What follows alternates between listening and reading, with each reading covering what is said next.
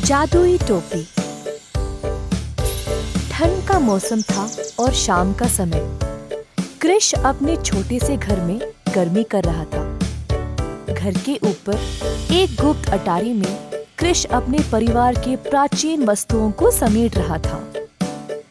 धूल से भरा हुआ अटारी के कोने में कृष को एक संदूक नजर आया।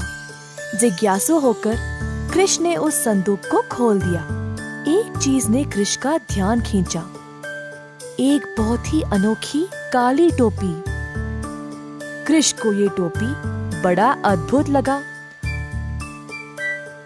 और एक पुराने शीशे में देखते हुए उसने टोपी को पहना। अचानक से कृष एक नए रूप में तब्दील हो गया। वाह, कमाल है! इस टोपी को पहनते ही मुझे ऐसा लगा जैसे मैं हवा में तैर रहा हूँ। तो वह आश्चर्य रह गया क्योंकि वह सच में हवा में तैर रहा था। कृष के दिमाग में ये योजना थी कि वह एक सर्कस बनाएगा।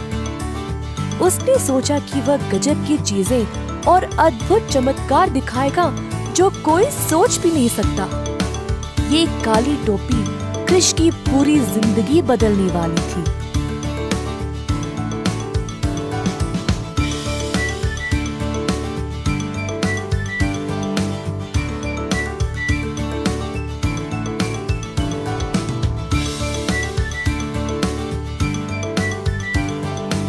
सर्कस की खबर आग की तरह पूरे शहर में फैल गई और लोग इस अनोखे सर्कस को देखने के लिए जमा होने लगे।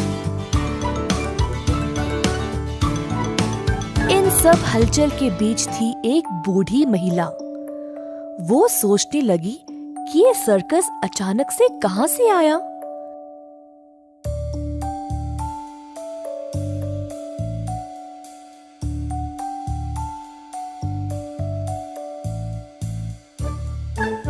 एक साधारण व्यक्ति जिसके पास कुछ भी नहीं था, वो इतना गजब का सर्कस कैसे शुरू कर सकता था।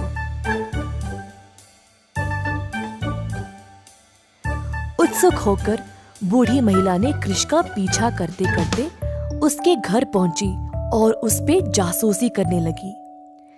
घर की खिड़की से झांका तो बूढ़ी ने कृष को वो जादुई टोपी को उतारते हुए देखा। बूढ़ी महिला उस टोपी को अब चुराना चाहती थी, अपने आप को जवान और सुंदर बनाने के लिए।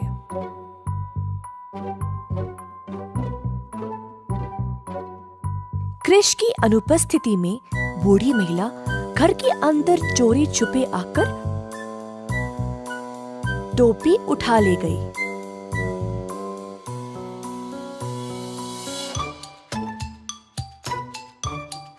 अगली सुबह कृष पागलों की तरह घर में उसकी टोपी को ढूंढ रहा था।